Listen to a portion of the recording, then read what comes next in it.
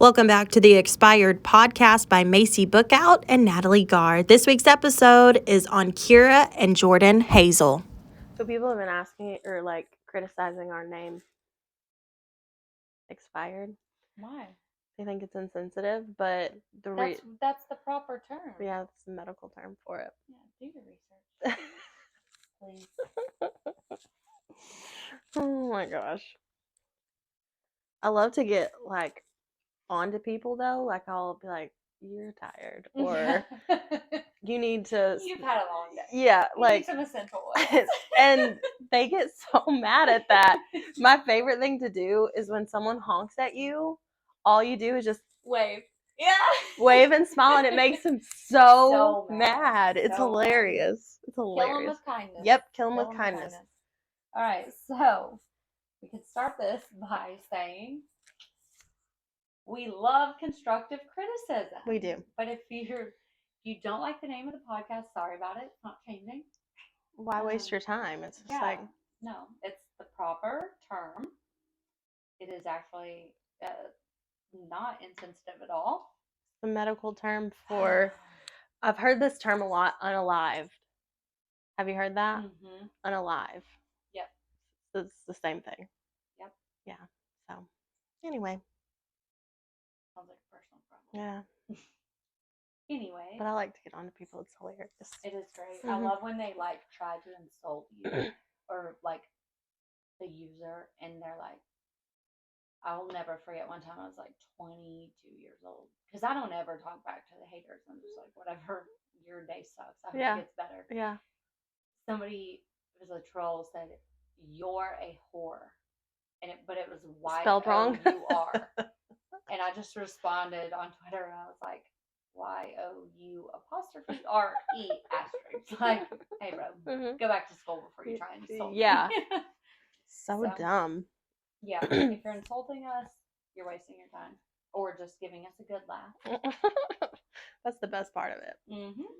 We get the last laugh. But we still do appreciate constructive criticism because we want to do a good job. And keep hating, because if you know, the algorithm, you just kind of help us out. Yeah. More money, more problems. Yeah. More problems, more money. I know. Although we're still doing this for $0, so. But we do have commercials now that is paying for our production. I didn't even tell you that. No, but that's great, because our production needs to step up. I know. We were compared to our Dollar Tree production. Yeah, we are a Dollar Tree. We honestly, we're not gonna pour money into something we don't know if it's gonna make money, and we love it, so it's fine. It's a hobby. Yeah, it's fun. I'm totally okay. Mm-hmm. Plus, I'm like, say one day, I'm not saying it will, but say one day this podcast is making a boatload of money, we're still gonna go to the Dollar Tree. 1,000%. 1,000%. Get over it. I love it. I love the Dollar Tree. Me $1.25 tree. Oh yeah, I know they did up it. Yeah. I was offended by that. Inflation. That's what happens. Oh, good times. Okay, let's get into it. So, we're going to do this podcast a little differently just because of the circumstances. It's just a really erotic story and timeline. Yeah. Any way that we researched this case and looked it up, things seem to constantly pop up on the back end. Yeah.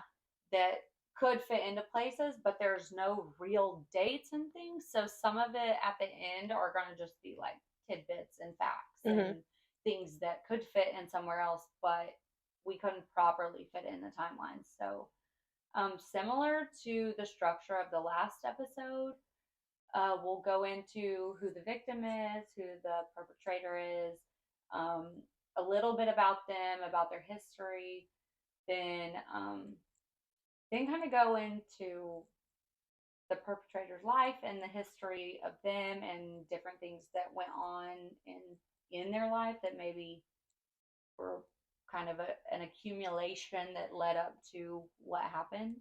And the red flags. Yeah, then the red flags, things that other people did know about and maybe didn't say or share with anyone else, or maybe didn't know it was as serious as it was. And then kind of break down the timeline of the day that the crime happened. And then just a little bit of the extras and tidbits that we were talking about earlier, just from like the detectives and family members, stuff like that. So bear with us and let us know if you have any ideas on how we do this better. But I think it works so far. I think so too. If we set out a timeline, it kind of just keeps us both on track. Yes. And it kind of brings the whole story together and in a more organized way, because crime is chaotic no matter what. So setting a timeline, I think, will help us and the listeners. Definitely. And this one is very all over the place. Yeah. So, okay. Here we go. This one is also trigger. Yes. Trigger, warning. All the warnings. It's rough. So, if you are a victim of domestic abuse or you're easily triggered by like child abuse, manipulation, all it's just all of the above. Yeah. Honestly, it's rough. So probably don't, if you have children with you right now, probably don't listen to this right now. Yeah. And also feel free to pause it and come back to it another time if you need a break, because this one's really, really heavy and hard to watch, hard to listen to, hard to research, all the things. So yeah, put that out there right now. So this case is from Clarksville, Tennessee. And the case is of the victims, Keara Hazel. Her son, Kayden Hazel, who is 3 years old, and her daughter, Jaylynn Hazel, who is 9 months old. And so, Keara, at the time, she was 23. She had gotten pregnant with Kayden at like 20. Yes. Her family and friends describe her as super outgoing, very loving, like bubbly, just really sweet and innocent, very caring, and a really good mom. She super, super big on like loved her family, wanted her family, just loved her kids, was so happy to be like to have her perfect little family, and also described by multiple people as a mama's girl. So like super close with her mom, very tight relationship. And I think as she grew into an adult and had her own children, they were still super close as mom and daughter, but also like really good friends. Yeah. As well. She is married to Jordan Hazel, who his mom described as like mischievous and adventurous as a young boy, which reminds me a lot of Maverick. Like Maverick is like the sweetest, but like he's Donnie Thornberry, like wild card. Yeah, like he's gonna be the kid that's like digging in the dirt with his monster trucks and like jumping off the swing when everybody else is afraid to. You know, just like fun, awesome, fearless stuff. Yeah. But he got into like a little trouble. He was I mean, Matt is always he's a little okay, is it worth getting in trouble? You know what I mean? Like that's Matt. Yeah. So in my opinion, you know, like at least 50% of young boys, like just a typical fun, adventurous, mischievous, wild little boy, but also very happy, loved everyone that he came across, like just loved people, loved to talk to people, hang out with people. He also always wanted a family and was a great dad. So interesting. Yeah. And when they met after he had just moved from Georgia to Tennessee, and we'll get back to that, but they met, and it was weird to me finding out that Keara's mom, Karen, didn't find out that she was even dating until she was pregnant. Mm-hmm. They had dated for like a short time, and she got pregnant, and so that. Yep. But that could have been anything, I think. Yeah, I mean, truth be told, like, I hate to always insert my own experience, but like, he and Ryan had been seeing each other for a while and dating, but like, not. He might have been around my parents a few times, Right, before I got pregnant. right. I will say it's a little more strange because it's not like she was in high school going to school every day and stuff, Yeah, or like he was in school, like they were older. yeah. Definitely still very young, but um, he was in college. He started college when he moved to Tennessee and worked at a pizza place. Mhm. And I think she was working at a restaurant or something. And she also went to school, and that's kind of how they met. Yes. And she was like 20 when they met. Mm-hmm. So he would have been 24-ish. Yeah. So that's kind of how they met. And then after their son, Kayden, was born, it was just like, oh, this is it. This is what life is going to be. It's going to be Keara and Jordan and our baby and everything. They were super excited. Yeah. And not like in a, like I said, not like in a 16-year-old way. I mean, they're in their 20s. Mm-hmm. They really cared about each other. I mean, and anybody that knew them talks about how happy they were, how happy they were to be starting a family. They're both super excited to be parents and really seem to kind of be in the bliss of life. Yeah. Like everything was kind of lining up for them. Mm-hmm. They get married in 2015. So I think Kayden at this point, little boy was like 2 years old. They get married. On their wedding day, Keara shares with her mom that she's pregnant with baby number 2, a little girl. Everyone's super excited. I don't know if at this point they knew it was a girl, but either way, everyone's pumped. Like, oh yeah, another baby. This is great. Got married, like, and perfect little family. Exactly. It's gonna be awesome. And all seems to be well. Then, obviously, a short time after their wedding, Keara gives birth to their daughter, Jaylynn. This was in 2016. And then in September of 2017, Jordan murders his wife and his 2 children.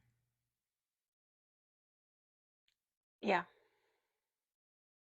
In their home on Mills Drive in Clarksville. Yeah. So.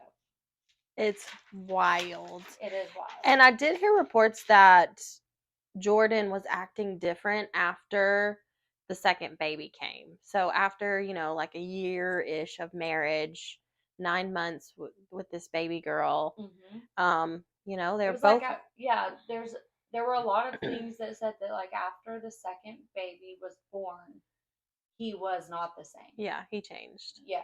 So the stress of having 2 kids, working full time, your wife working, yeah, freshly newly married.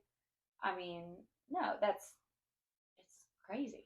I don't care how old you are. Yeah. After a baby, it's wild. It's crazy. And as a person, you're a new person after you have a child, and then when you have another child, you're a whole new person again. It takes a lot. Like, you really have to actually get to know your new self. Yeah. While you're trying to take care of this kid and this new kid, and you're married and all the it's nuts. It's nuts. It's not easy. It's definitely not easy. So, but I think these reports were with Jordan not being the same after the second child are different than the normal people change after kids. And people change after each kid. Like these reports were, he was off. Something was not right. Yeah. Like he just wasn't himself. Yeah.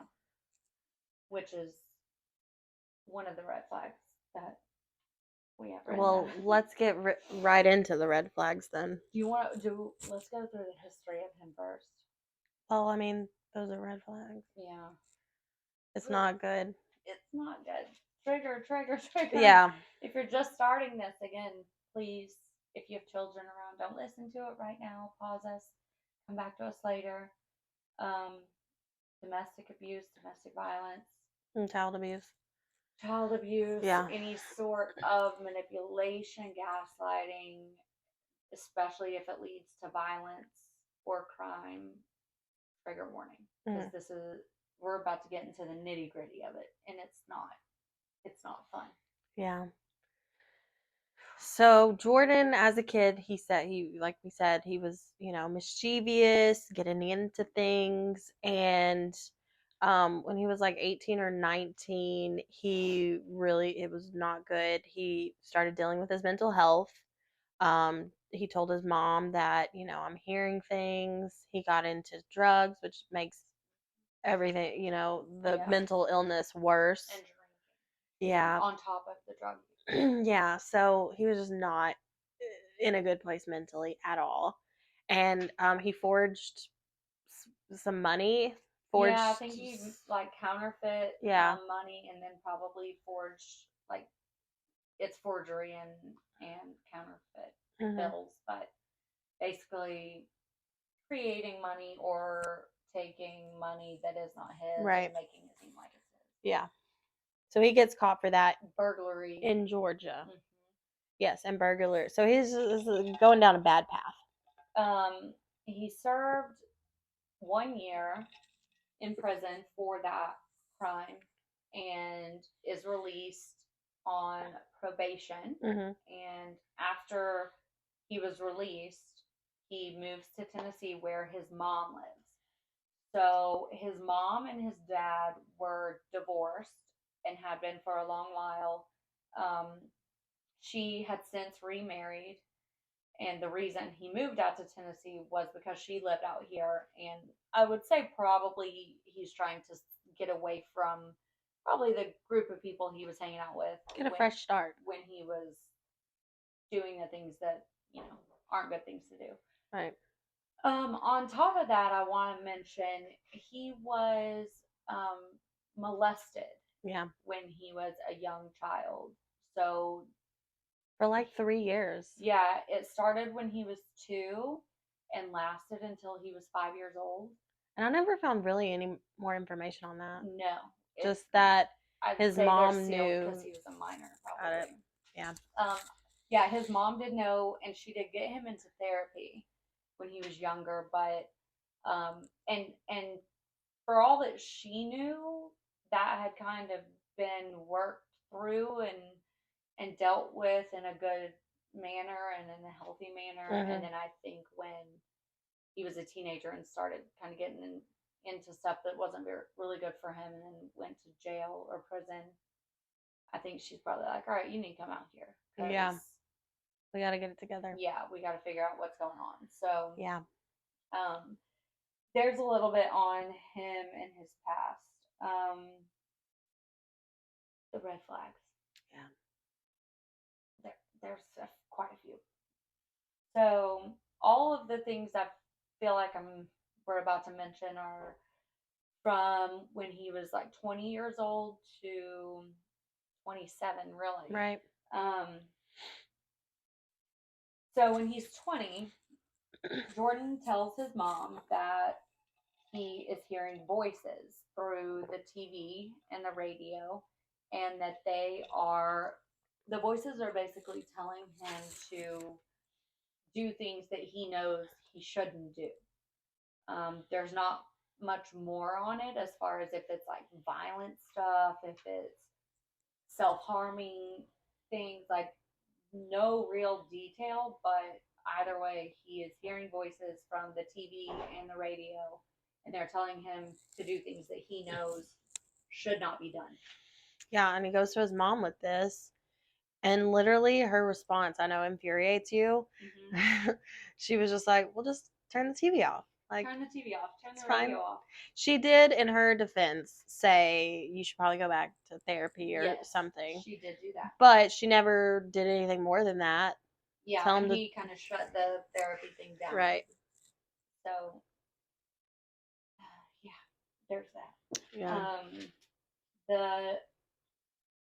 Again, I have it as a red flag because for me it's worth mentioning. Mhm. After Jaylynn, the daughter, was born, a lot of people that were close to him, close to their family and close to him, say that he wasn't the same after she was born. Mhm. After his daughter was born, he just wasn't the same. Like, he wasn't the same dad.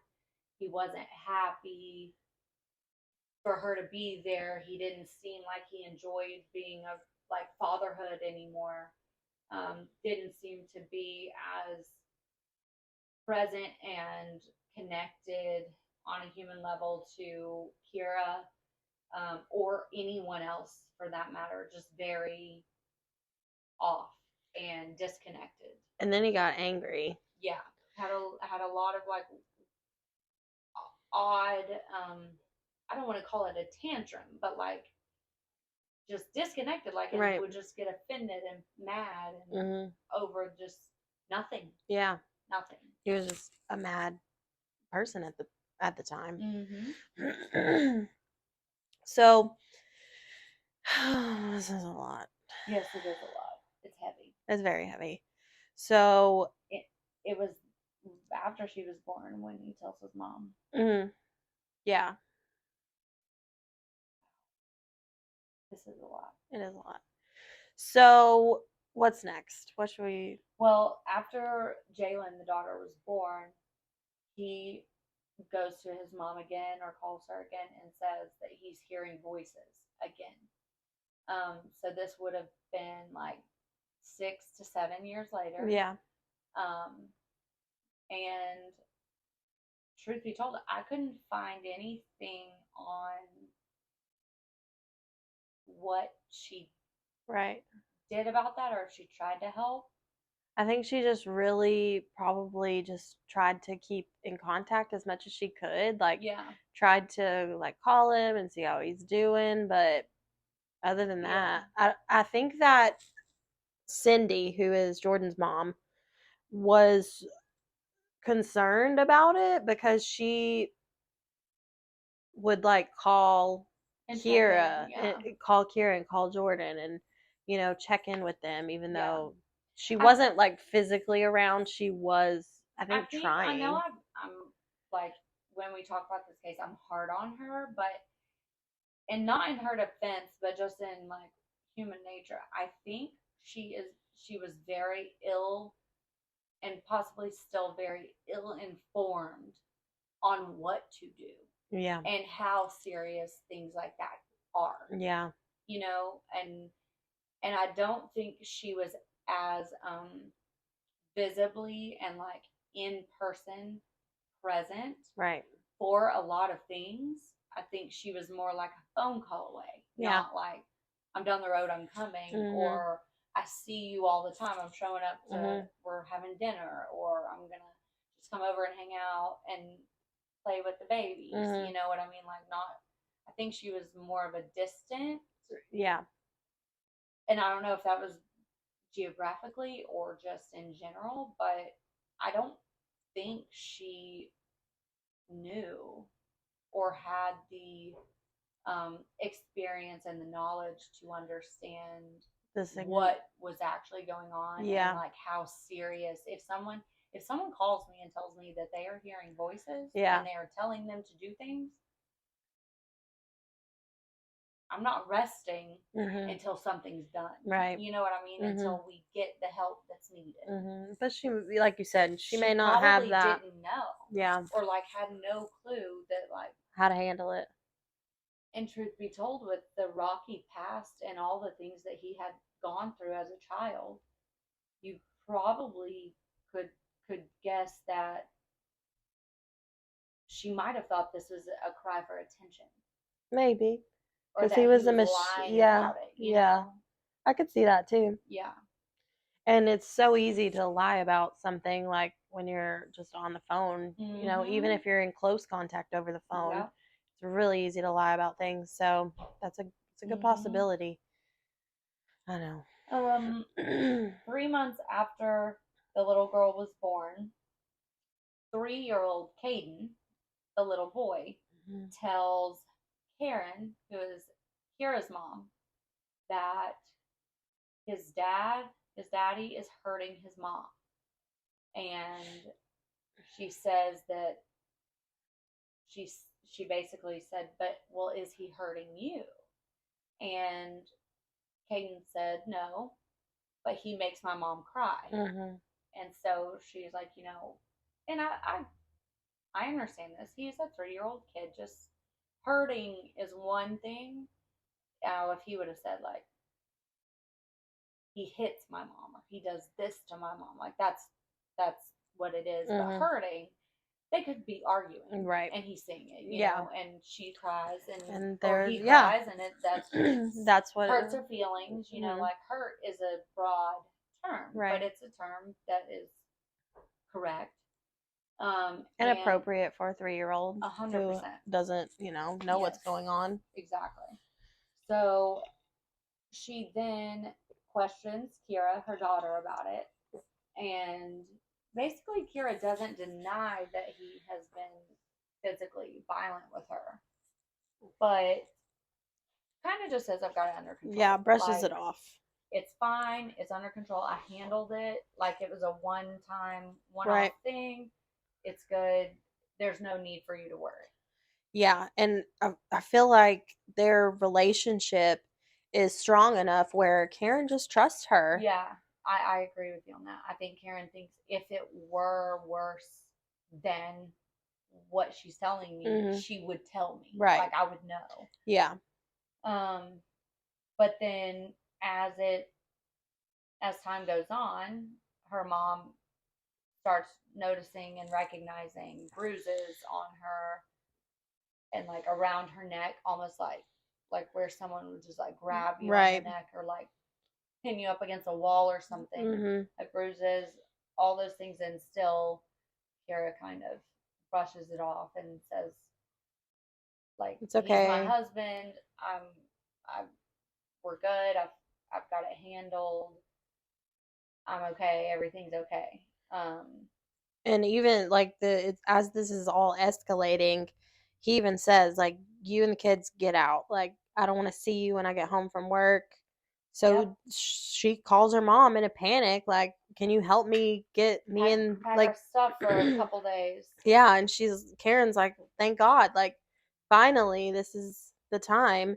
And literally when they got to Karen's house, Keara, Jaylynn, and Kayden all safe there, he calls and is like, what are you doing? Come home. Like, just I think that goes to show his mental state. Right. Like almost like he forgot even the conversations he had that day. Yeah. And then like he gets home and they're not there.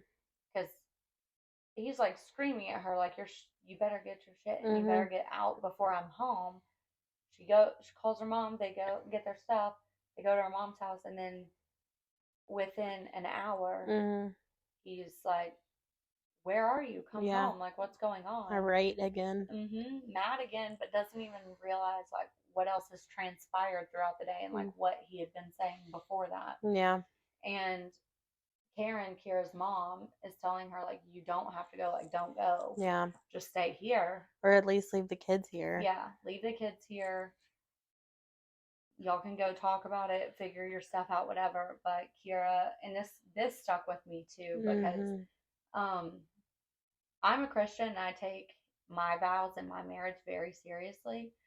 And Keara said to her, I vowed before God that I would love this man through the good times and the bad, sickness and health.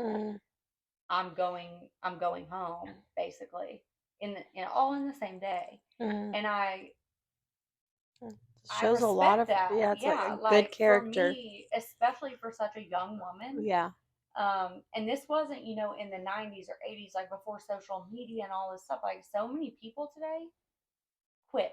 Yeah. They quit. It's easy to quit because you can get attention somewhere else or you can put your energy somewhere else.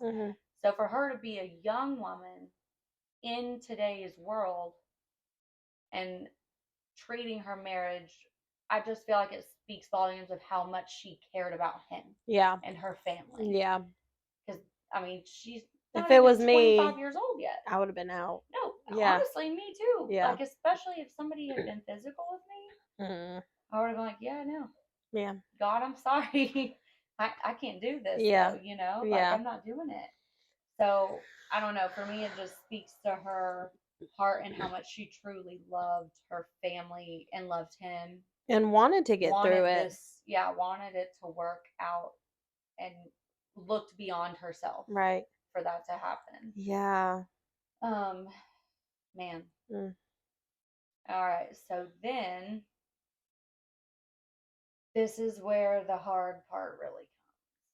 Again, trigger warning. If there are children with you, do not listen to the rest of this. How many? Come back we later. Should get like a trigger warning marker. I'm about to get a button. Trigger. That's a good one.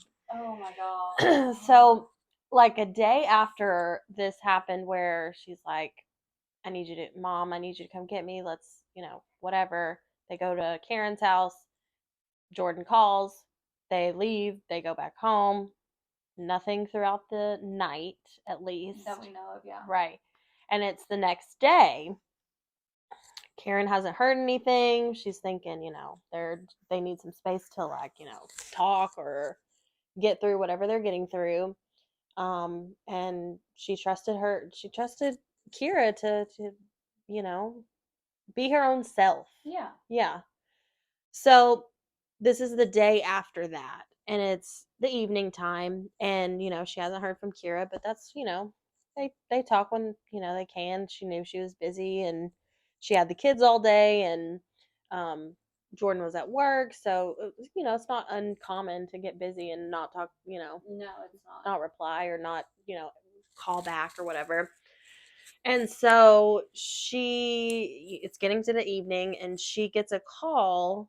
Karen gets a call from Jordan's mom, and they talk, they're here and there. They're not super close, but she thought it was weird. And so I think they both kind of count on each other and relay to each other, like, what's going on in their lives. Yeah, or like, hey, just keep an eye out for this, or hey, yeah, blah blah blah. Like, they're most definitely the mom of the husband and the mom of the wife, right, and the grandparents. I truly do think they both care mostly about the grandkids, and they know that they kind of have to work together, right, instead of against each other. Yeah, I think so too, until all of this happens. Right. So Cindy calls Karen and is like, hey, I haven't been able to get in touch with Jordan. I texted Keara and in the evening, and she said Jordan was acting funny. And then I tried to text her back and call her, and she just went, no one's answering. And since you are closer, yeah, because she was in Texas at the time. Right. Cindy was in Texas. Karen lived near Keara and Jordan. So she calls Karen and is like, can you go check on them? Like, see why are they not answering? Something's... Yeah, just the last message I got from Keara was weird. Jordan was acting funny. So can you just go over and check it out? And so Karen does. And she gets there, and she says that she expects to find her daughter beaten up because of bruises, the things that have happened. Like, she just thought maybe he had gotten physical with her again, and that's what she's expecting to kind of walk into. And so she gets to the house and calls them, and she can hear their phones ringing, and she can hear the TV, so she knows someone is there. Yep. And she's banging, and finally she was like, Jordan, if you do not answer the phone or the door, I'm gonna call for a welfare check, so answer the door. Yeah. And suddenly the door unlocks, and he's there, and he's eating a bologna.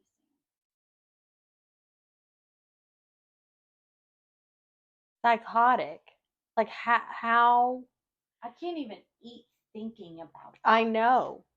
Researching this made me super nauseous. Yes.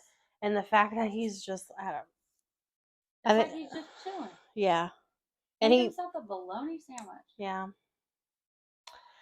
So Karen walks in and she's like, where is Keara? Where is Keara? She couldn't, see anything. It's dark at night. Just the light from the TV. Where is Keara? Where is Keara? Yeah, he goes back to sit down. Mm-hmm. And watch TV. Yeah. And eat his sandwich. Yeah. Further. Yeah. And he finally says, she's back in our room, but you don't want to go back there. And Karen's like, why? Why, all this questioning him. And he just keeps saying, you don't want to go back there. And she even says, like, am I going to find my daughter beat up? Yeah. Like, is that who you are? Like, kind of berating him a little bit, which he fucking deserved. Something like, is she finally covering up her bruises? Yeah, is she back there covering up her bruises? Yeah, like, why don't you want me to go back there? Yep. Oh, God. I know. This makes me feel so much for Karen because, like, my mom and me, and I know you're... I don't either. The grace of God. For sure. The grace of God, because I know if it was my mom or your mom, they would have taken their charges and gotten out of it. Or, I mean, me as a mom, I don't know what you would do. Don't even think about it. I can only imagine she was in such a state of shock. Like, her adrenaline is already going because he wouldn't open the door. Mm-hmm. And then he's eating a sandwich and so nonchalant, just like watching TV, and is telling her, you don't want to go back there. You don't want to go back there. So I can only imagine that she was already on 10. Mm-hmm. And then to get to that, like, it had to have been shock. I mean, shell shock for sure. Yeah. And so she finally, walks. I feel like we're both avoiding this. I know. Like, we do not want to talk. She walks back to the bedroom and finds her daughter with a hole in her head. And she's freaking out like I could not imagine. It brings tears to my eyes because I would not ever want a human being to have to see that and find that. No. And how another human being, Jordan, could let the mother... It just blows my mind. It's like the whole state of his mind was somewhere else. Mm-hmm. Like, not a normal human. Not human at all. Yeah. I mean, there's evil, and evil plays a part in this, but like the lack of association. Mm-hmm. He completely had removed himself. Right. It's like it was just a shell of a person. Yeah. Just no soul. None whatsoever. It's mind-blowing. It is mind-blowing. And so Karen, obviously in hysterics, calls police, and the 911 call is horrific. Horrible.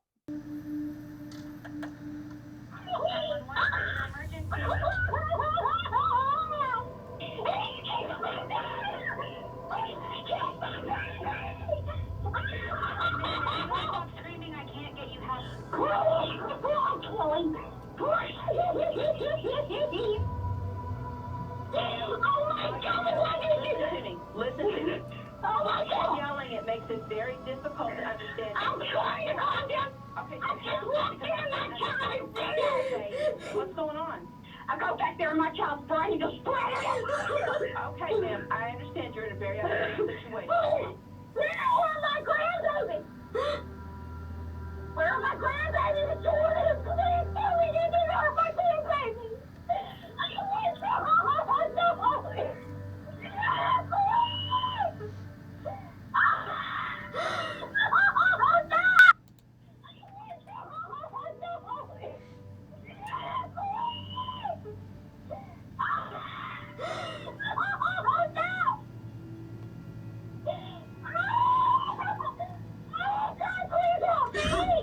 Is her husband still there?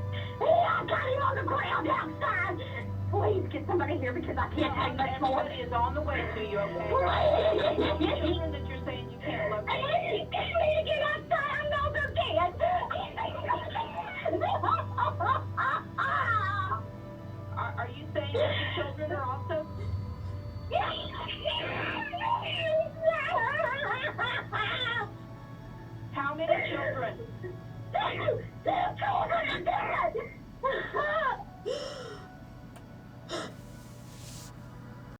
absolutely. I cry every time I listen to it. It's I just horrible. want to hug her. I know. I just want to give her a hug. I know. Oh my gosh. I actually did reach out to her. You did. I messaged her. She didn't message me back, which that's totally fine. Right. You know, I don't want to judge up all this stuff. Yeah, for her. And so that's totally fine. Because healing takes time, and she's still healing because this just happened in 2017. So she is on the phone with 911, and it's obviously recorded, and she's in hysterics, and the 911 operator can't really understand, and she's like, you need to calm down, you need to calm down. And while all this is happening, she's screaming at Jordan, where are my grandbabies? Yeah, where are the babies at? Yeah. Please tell me you didn't hurt my babies. Please tell me you didn't hurt my babies. Oh, this is gross. I know. So she tells the 911 operator that the operator asks, is he still there, or is the person still there? And she says, yes, I have him outside on the ground. So she had told Jordan because he had said something, like he was covering his ears and like shaking back and forth, and she was yelling at him, like asking him questions, and he said, I'll do whatever you want me to do if you just stop screaming. I need you to stop screaming. And she said, okay, go outside and get on the ground. And he does. And he goes and he stays on the ground. She's still on the phone with the operator. The operator says, so is the person still there? And she says, yes, I have him on the ground outside.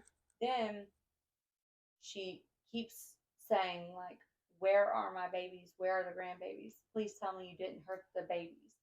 And goes to look for them and realizes that the son, Kayden, is basically like in the hallway, kind of, I would say, like, from what I understand, in between, like where the opening of a door in a hallway.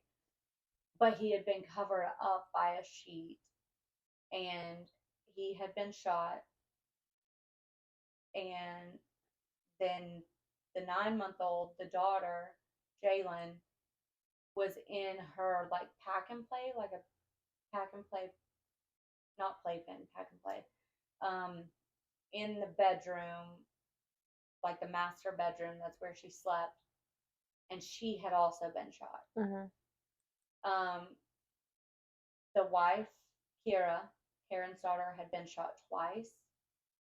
And she was at the foot of the bed in the same room as Jaylynn. No, the same room as Jaylynn. And then Kayden was like in the hall outside their bedroom, like going into another doorway. Almost like he was going in his bedroom. Right. He had also been shot twice, and the 9-month-old had been shot twice. And she was found on her back, laying in her playpen. Oh gosh.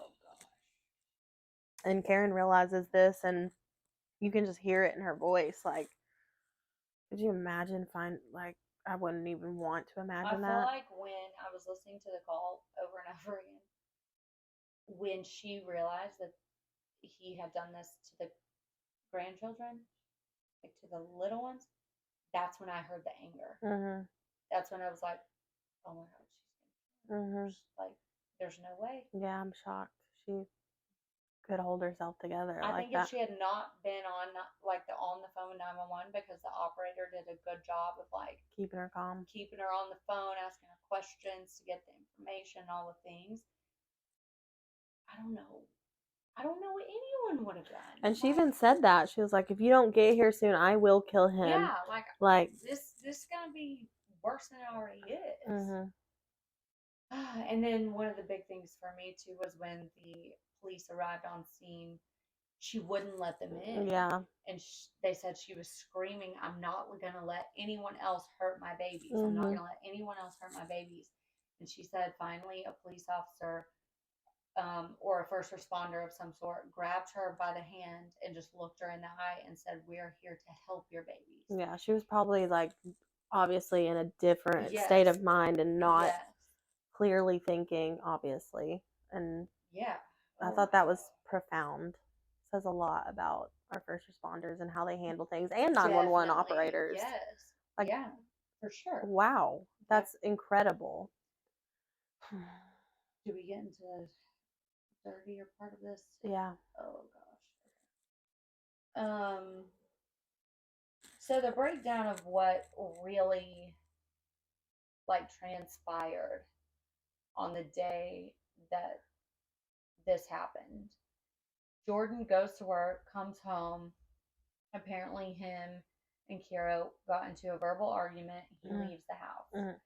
He goes outside to his truck. He loads his shotgun, comes back in the house, and when he's walking in the house, he calls for Keara to come to him. Before she makes it out of the bedroom, he shoots her twice.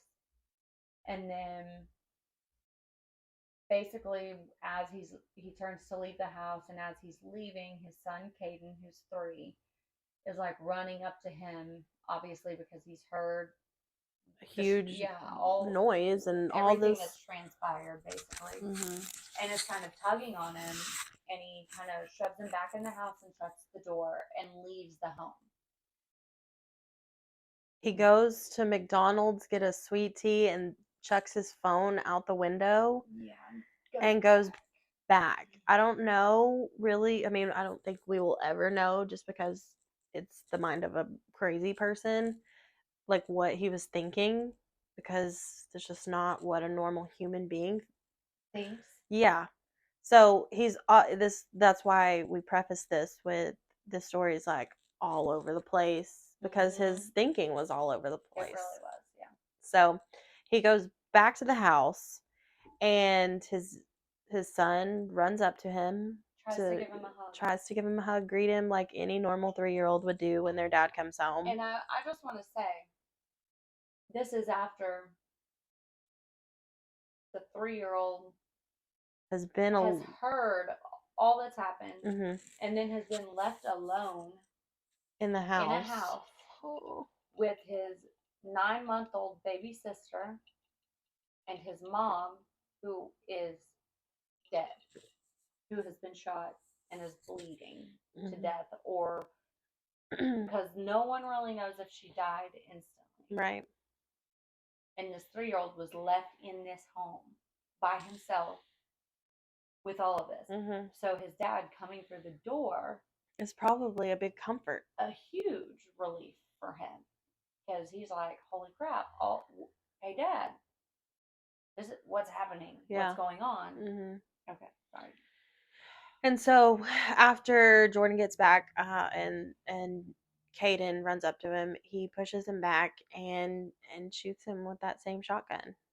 Yeah. He then goes to the pack and play, walks over Keara's body, and shoots a 9-month-old baby in her pack and play. And then proceeds to shoot them all again. All again. So each of them were shot twice.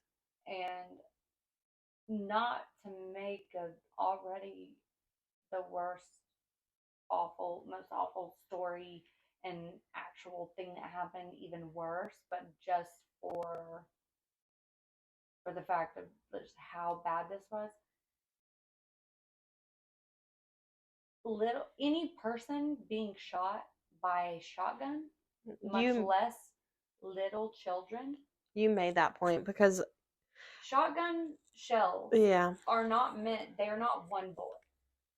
They like expand. As soon as they're shot, because shotguns are used to kill game.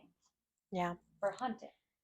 So it's honestly meant for animals, because it's a more humane way to do so while you can still harvest the meat. And you don't ruin the meat by puncturing an organ so severe that the meat is bad. It's the humane way to kill an animal. So a shotgun on a person, no matter what size, but especially little bitty children, as soon as the shell comes out of the gun, it spreads into many, almost like 1,000 babies. It's not, and they're so powerful. It's not, and this is like close range. Yeah. Like, this is terrible. The crime scene photos were terrible. No, they're so Yeah. There is Matter oh my god, everywhere. but all over brain matter. Mm-hmm.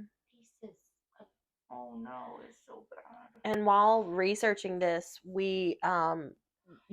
she was actually featured on a show on Investigation Discovery, and the title of their show was 360 Degrees of Terror. Yeah, and that's exactly what it was. That's exactly what it was. Those crime scene photos are. I don't know what's more horrific, that the crime scene photos or Karen's 911 call. I don't know which one's worse.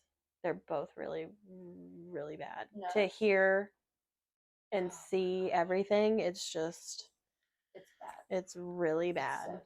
Yeah. I guess we'll just get into kind of like the extras that, which some of them we kind of already mentioned, but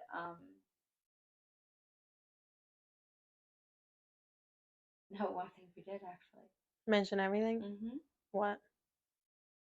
That they were all three shot in the head, and then that they were all three shot twice. And We didn't mention the night, when he was picked up. Let's talk about that. When he was caught. Oh.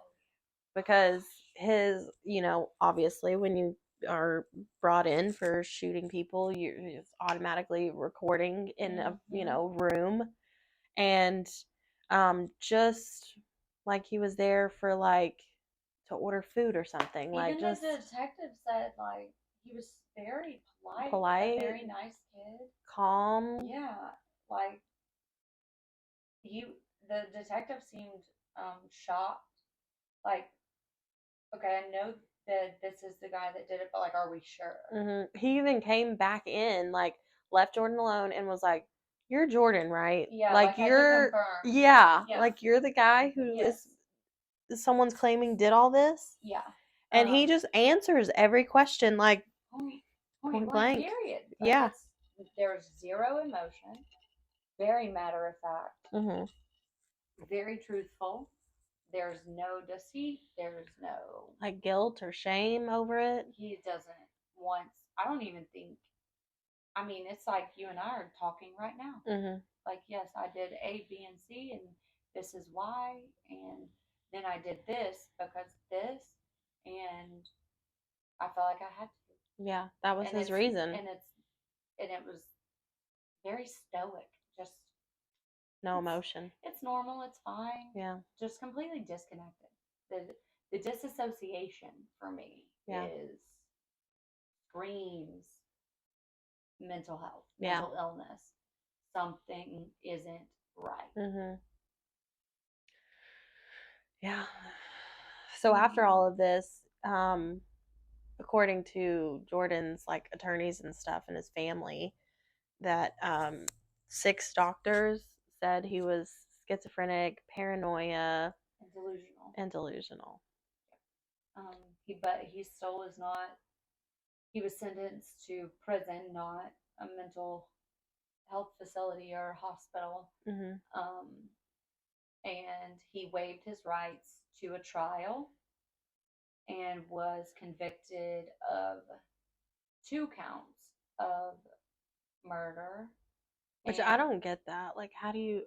There's 3 victims here. Like, somebody's getting the short end of the stick, and who is it, and why? I think it was because even her family did not want them to give him the death penalty. I got you.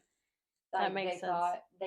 They wanted him to go to prison, and never be a free. mental hospital, but they did not want the death penalty for him. Right. So they kind of maneuvered a plea deal, basically. So he waived his rights to a trial so they wouldn't have to relive that. And his family wouldn't have to relive that. And then, so I think that's how that worked out. Yeah. So 2 counts of murder was sentenced to 55 years for each. Mm-hmm. So that he would have to serve 110 years in prison before he's eligible for parole. Which would mean he is eligible for parole in 2,136, I think, is what I read. Mm-hmm. Something like that. Or 26, something Not in this century. Yeah, no. He would obviously I mean, die. unless he's a robot. Yeah. Like, yeah, he's gonna die there. Yeah. Wild. It's Terrible. a crazy story. It's very, very sad. But I think, crime lovers and, people who want the truth are really fighting for, more than just the victim. They're fighting for like other people who could be in this situation very easily. Yes.